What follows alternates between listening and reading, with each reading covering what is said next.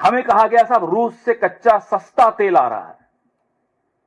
अब वो कच्चा सस्ता तेल मोदी जी के एक दोस्त की रिफाइनरी में जाता है, वहां से प्रोसेस होता है, फिर मोदी जी के भतीजों की फैक्ट्री में जाता है, वहां से एथेनॉल मिक्स होता है और दिल्ली में मोदी जी बैठकर उसमें टैक्स मिक्स कर देते हैं।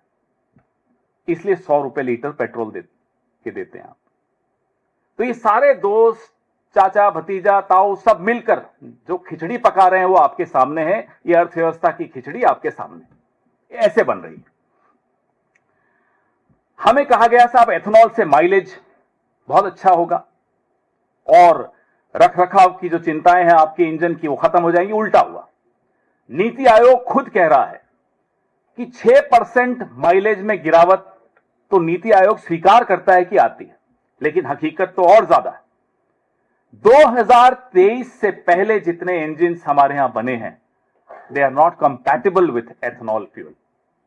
इंजन डैमेज हो रहे हैं, हमारी आपकी मेहनत की कमाई बर्बाद हो रही है, लेकिन किसी को कोई फर्क नहीं पड़ रहा, किसी को कोई चिंता नहीं है, क्योंकि चोरी की गद्दी है। उनको लगता है फिर से वोट चुराएंगे, गद्दी चुराएंगे और यही काम करते रहेंगे उनके भतीजे। अब E30 की भी बात हो रही है। हमारी आपकी चिंताओं की कोई चिंता नहीं उन लोगों को। हमने जब सब आप लोगों ने आवाज उठाई कि साहब इंजन डैमेज हो रहे हैं, हमें माइलेज कम मिल रहा है, तो बोले ये तो पेट्रोलियम लॉबी कर रही है। ये गडकरी जी कहते हैं, उन्हीं के वर्ड्स हैं कि पेट्रोलियम लॉबी की तरफ से आवाजें आ रही हैं।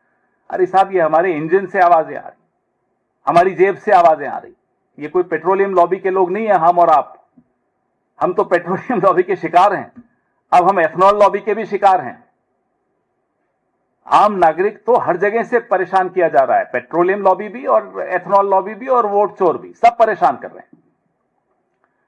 अब आपको मैंने बताया पानी, अनाज,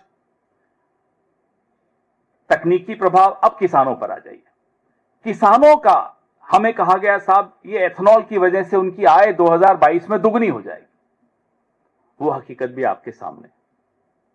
किसानों को नहीं मिल रहा। शुगर केन की जो बड़े बड़े लोग हैं उनको जरूर मिल रहा है लाभ, गडकरी जी की बेटों की फैक्ट्रीज को मिल रहा है लाभ। किसानों को इसका कोई लाभ ट्रांसफर नहीं हुआ। उल्टा ग्रेन्स, अनाज सस्ते में उनसे लिया जा रहा है एथेनॉल बनाने के लिए। वो लाभ भी किसानों को नहीं मिला। चावल हो या गेहूं हो, उसमें किसी का लाभ जो एथेनॉल में अनाज जा रहा है किसानों को नहीं दिया गया। उनको जैसे सस्ते पेट्रोल से लाभ हमें नहीं हस्तांतरित हुआ, नागरिक को, कंज्यूमर, उपभोक्ता को, वैसे ही इसका भी लाभ किसानों को नहीं ट्रांसफर हुआ। यह भी लाभ जिनको लेना था वो ले गए। पर्यावरण के बारे में मैंने आपको बताया।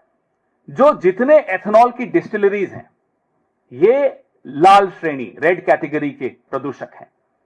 जो सबसे डेंजरस, सबसे एक्सट्रीम कैटेगरी है पर्यावरण के लिए नुकसान पहुंचाने वाली कैटेगरी, वो है रेड कैटेगरी। ये उस रेड कैटेगरी में आती हैं एथेनॉल की डिस्टिलरीज। तो हमें एक बात कोई समझा दे सरकार की तरफ से कि ये एथेनॉल से लाभ किसको हुआ, आम नागरिक को क्या लाभ हुआ, किसान को क्या लाभ हुआ, पर्यावरण को क्या लाभ हुआ, किसको लाभ हुआ, बताइए।